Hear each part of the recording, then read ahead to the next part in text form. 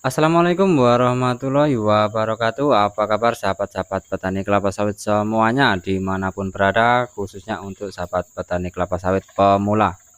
Saya ucapkan selamat datang di channel Kebun Sawit ya.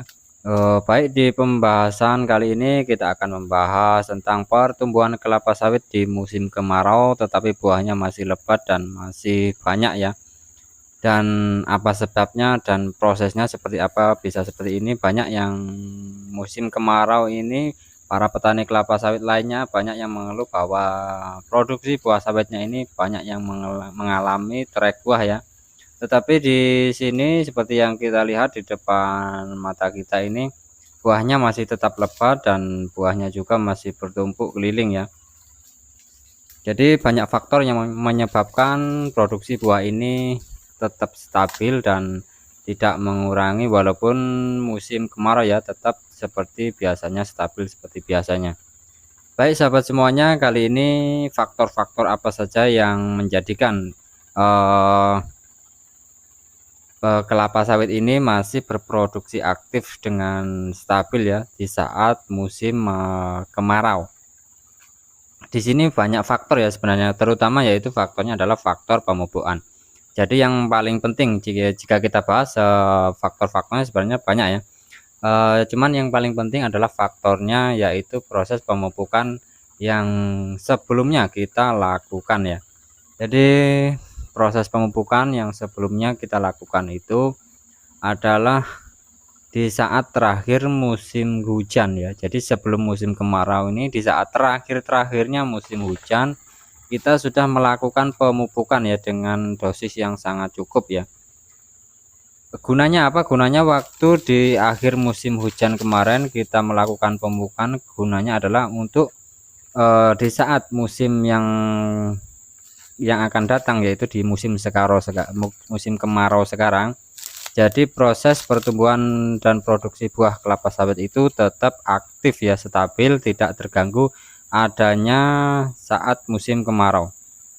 Jadi itu ya faktor yang paling penting buat sahabat semuanya. Jadi untuk sistem pemupukan itu makanya saya sering sarankan atau saya sampaikan di saat akhir musim penghujan dan di awal musim penghujan. Jadi gunanya apa? Gunanya adalah di saat akhir musim penghujan, gunanya adalah untuk menunjang proses penyerapan unsur hara itu di saat musim kemarau. Jadi kalau di akhir musim hujan kita tidak melakukan pemupukan, maka di saat masa-masa kemarau maka kelapa sawit itu sendiri akan kehabisan unsur hara karena tidak ada unsur hara yang tersimpan. Maka waktu di akhir musim penghujan kemarin kita lakukan pemupukan ya. Jadi gunanya adalah untuk menyimpan unsur hara di saat masa-masa kemarau seperti sekarang ini. Untuk kedua kalinya yaitu sistem perawatan ya. Jadi sistem perawatan di saat terakhirnya musim hujan. Jadi kita sudah melakukan pembersihan semak dan yang pastinya kita sudah melakukan pruning ya. Jadi akhir musim penghujan pastikan sebelum memupuk itu kondisi pelepah sawit sudah terpruning ya. Jadi sudah terpruning maka dilakukan pemupukan. Jadi di saat musim kemarau ini kita tidak melakukan pruning pelepah sawit kembali. Jika untuk musim kemarau seperti ini, kalau kita lakukan musim kemarau ini kita lakukan pruning, itu akan stres sawitnya ya. Kenapa? Karena memang di saat musim kemarau ini banyak sawit ini kekurangan unsur hara, walaupun ada unsur haranya tetapi dia tidak bisa menyerap karena proses pengairannya yang kurang ya. Jadi kalau saat musim kemarau kita pruning ya nanti akan pastinya sawit akan stres ya. Stres karena sudah cuaca yang sangat panas dan tidak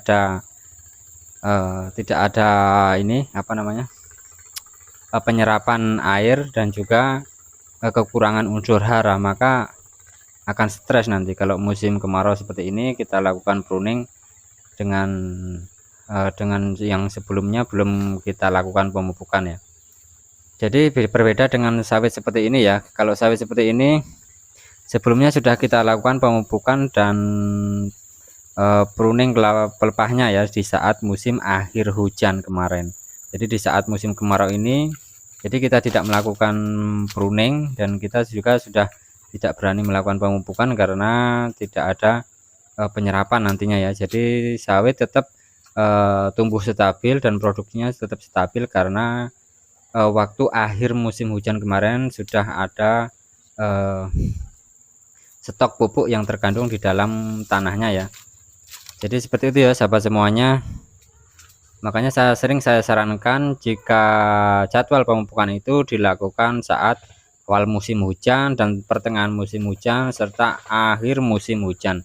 Di saat musim akhir hujan yaitu ya seperti inilah fungsinya di saat musim kemarau tiba, jadi sawit tidak kekurangan unsur hara.